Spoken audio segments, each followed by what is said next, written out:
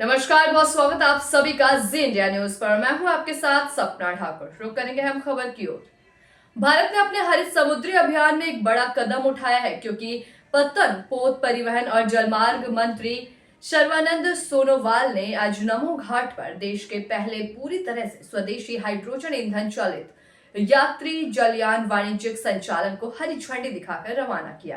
केंद्रीय मंत्री सर्बानंद सोनोवाल ने बताया कि ये जलयान भारत में समुद्री परिवेश में हाइड्रोजन ईंधन सेल प्रणोदय का प्रदर्शन करने वाला पहला जलयान है और इसमें पूरी तरह से स्वदेशी तकनीक का उपयोग किया गया है।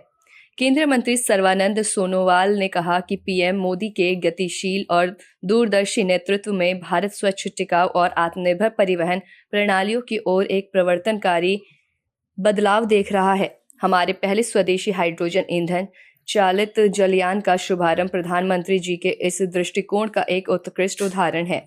ये उपलब्धि पीएम मोदी की मेक इन इंडिया की प्रतिबद्धता और सभी क्षेत्रों में हरित परिवहन की ओर बदलाव को दिखाती है। ये उपलब्धि हमारी पवित्र गंगा के पुनरुद्धार और संरक्षण के व्यापक मिशन को भी मजबूत करती है। जलमार्गों पर स्वच्छ तकनीकों को बढ़ावा देते हुए हम न केवल नवाचार को प्रोत्साहित कर रहे हैं, बल्कि ये भी सुनिश्चित कर रहे हैं कि विकास पर्यावरण के प्रति हमारे दायित्व के साथ साथ चले।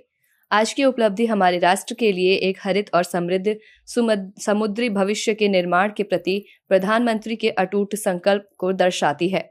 भारतीय अंतर्देशीय जलमार्ग प्राधिकरण के स्वामित्व वाला ये जलयान कोचीन शिपयार्ड लिमिटेड द्वारा निर्मित किया गया है।